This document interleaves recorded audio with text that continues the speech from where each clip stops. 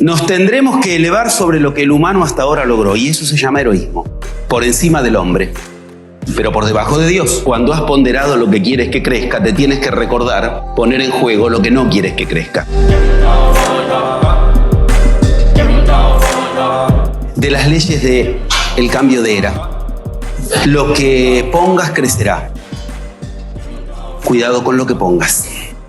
Cuidado con lo que pongas, porque lo que pongas indefectiblemente no es que será realidad solamente, será realidad con un vértigo al que ninguno de nosotros tenemos preparación.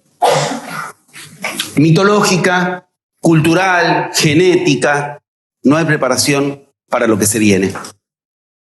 Por eso lo primero que quiero es agradecer esta oportunidad.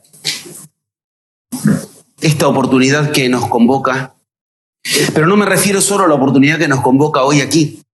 Que nos convoca, bueno, creo que podemos hablar con todas las letras, en esta encarnación, en este momento y en este tiempo particular de la humanidad, en el que todos los que estamos encarnados en este tiempo, de acuerdo a profecías que nos vienen tratando de preparar para este tiempo, desde 12.000 años, para ningún otro acontecimiento de la historia de la humanidad hubieron 12.000 años de advertencias.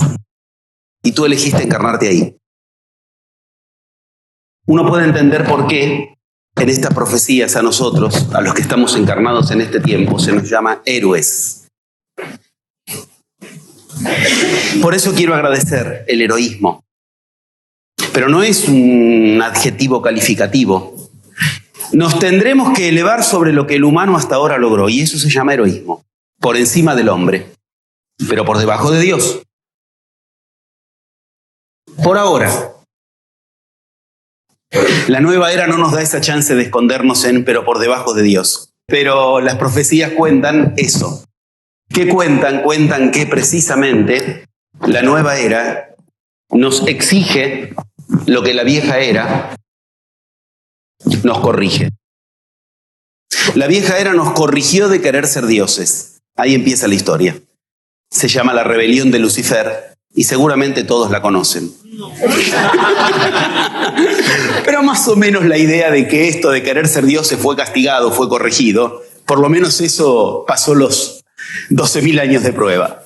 Lo que quiere decir ahí hay un mensaje de cómo empezó la vieja era, con la corrección que supuestamente implicaba un castigo al quien, bueno, alguien que en realidad se llamaba portador de la luz, Luz Aifer, el que porta la luz.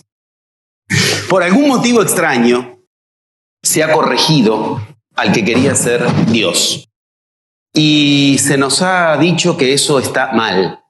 Bien, la nueva era no nos da el escondite posible de que el heroísmo consiste en por encima del hombre, pero por debajo de Dios, definición etimológica de héroe, sino que tendremos que estar por encima del hombre hasta llegar a Dios.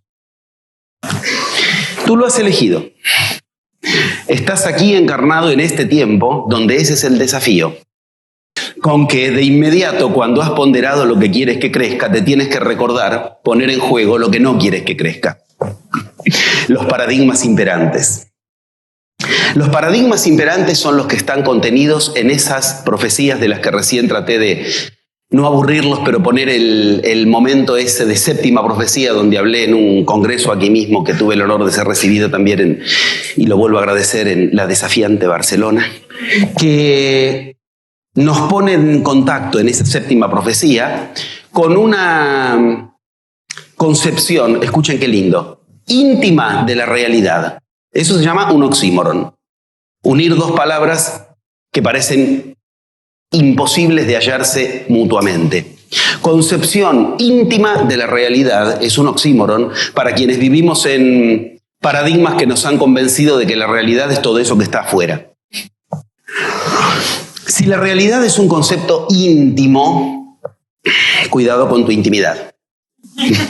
Primero y principal, ¿qué quiere decir cuidado con tu intimidad? No eso que uno enseguida solamente piensa con la palabra intimidad, aunque también hay un paso entero dedicado al respecto de eso que se llamaría la intimidad, el paso 9, y no por nada es el paso 9 de método, o sea, casi todo muere cuando tenía que nacer en la sexualidad.